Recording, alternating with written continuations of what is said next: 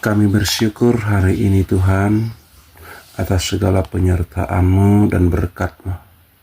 Dan biarlah kami mendapat pencerahan dari sinar wajah-Mu, sehingga kami mendekat kepadamu melalui firman-Mu.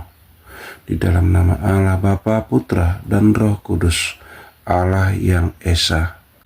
Amin. Saudara-saudara, renungan harian pada hari ini, hari Jumat, 28 Agustus 2026, tertulis di dalam Ibrani 11 ayat 1, demikian firman Tuhan, iman adalah dasar dari segala sesuatu yang kita harapkan, dan bukti dari segala sesuatu yang tidak kita lihat. Saudara-saudara, Ibrani 11 ini adalah menjelaskan bagaimana iman itu bekerja di dalam diri manusia.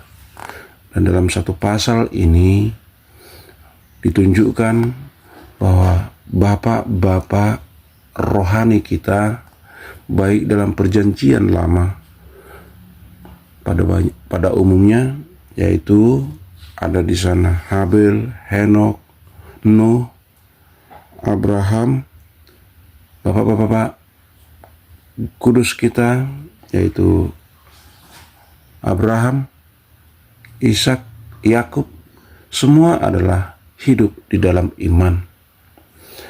Di mana di dalam kitab ini digambarkan bahwa semua orang-orang yang percaya adalah hidup di dalam imannya, yang dikatakan bahwa iman adalah dasar dari segala sesuatu yang kita harapkan.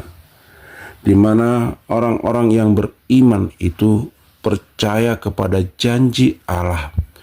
Walaupun janji itu tidak terlihat, tetapi mereka percaya, mengharapkan janji itu.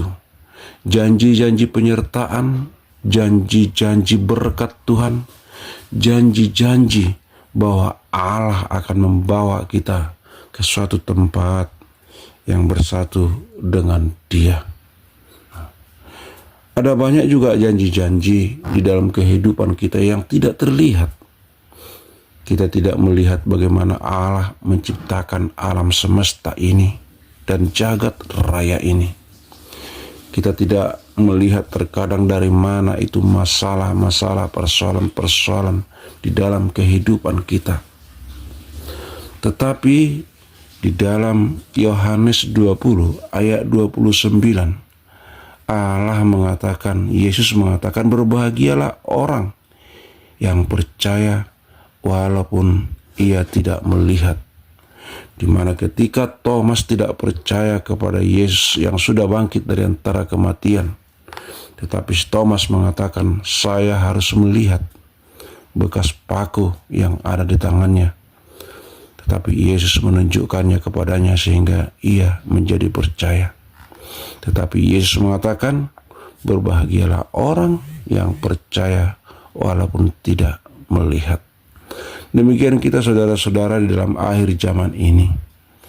Mungkin kita hanya bisa melihat bagaimana hasil karya Allah dari ciptaannya, alam semesta ini. Tetapi kita tidak melihat bagaimana Allah menjadikan itu. Tetapi kita percaya bagaimana dahsyatnya, bagaimana ajaibnya Allah menciptakan segala sesuatu dalam kehidupan kita. Walaupun kita juga tidak melihat bagaimana Allah menyelesaikan segala masalah, persoalan, dan pertanyaan-pertanyaan yang ada dalam kehidupan kita. Tetapi kita percaya bahwa Yesus senantiasa menyertai kita, memberikan jawaban-jawaban kepada pertanyaan-pertanyaan yang tidak bisa kita jawab, dan membawa kita keluar dari masalah dan persoalan-persoalan yang kita hadapi dalam kehidupan kita. Itulah hidup orang yang percaya. Percaya kepada kekuasaan Allah. Percaya kepada kebaikan Yesus. Percaya kepada penyertaan Yesus sampai Maranatha datang. Sebab untuk itulah kita dipanggil dan percaya bahwa kita kelak akan menyatu dengan Yesus di dalam Firdaus atau bumi yang baru yang akan diberikan Tuhan kepada kita. Itulah iman. Itulah iman yang ada dalam hidup kita. Oleh karena itu saudara-saudara, bahwa kita harus beriman kepada Yesus.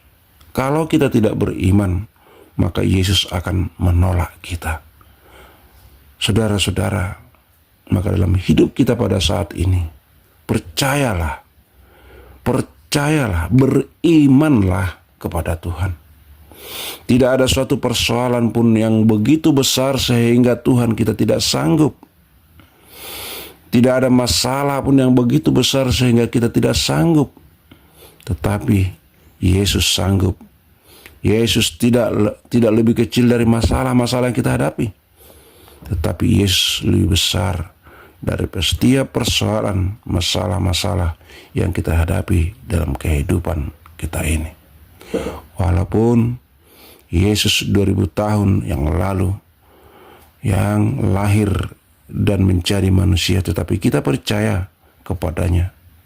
Seperti Thomas yang mengatakan, seperti Yesus yang berkata kepada Thomas yang mengatakan, berbahagialah orang yang percaya walaupun tidak melihat. Maka saudara-saudara, hari ini kita mendengarkan firman ini, semakin besarlah iman kita, semakin besarlah keyakinan kita, semakin besarlah percaya dan iman kita kepada Tuhan. Tuhan sanggup menyertai kita, membawa kita ke dalam yang lebih baik, dan menyelesaikan segala persoalan dan masalah-masalah dalam kehidupan kita, dan menjawab segala pertanyaan-pertanyaan yang tidak bisa kita jawab dalam kehidupan kita. Maka Tuhan akan senantiasa di dalam kehidupan kita, membawa kita ke dalam hal yang lebih baik. Dan percaya jugalah ketika Yesus memberikan situasi yang tidak sesuai dengan keinginan kita,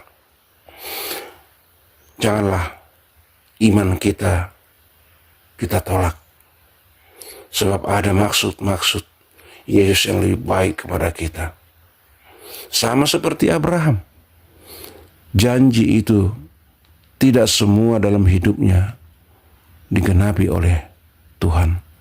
Tetapi setelah dia mati, janji itu digenapi bagi keturunannya. Demikian kehidupan kita. Jangan pernah meninggalkan imanmu. Jangan pernah berkhianat kepada Tuhan. Amin. Kita berdoa. Terima kasih Tuhan, segala pengertian dari firman-Mu pada hari ini, sehingga kami Tuhan semakin yakin bahwa iman kami kepada Yesus, iman kami kepada Allah adalah tepat. Dan biarlah iman itu semakin bertumbuh, semakin berani kami pertaruhkan dalam kehidupan kami. Karena melalui iman itulah Tuhan menyertai kami. Di dalam nama Yesus Kristus, Tuhan dan Juru Selamat kami yang hidup. Anugerah Tuhan kita Yesus Kristus, kasih setia Allah Bapa, dan persekutuan Roh Kudus, itulah yang menyertai kita sampai selama-lamanya. Amin. Shalom.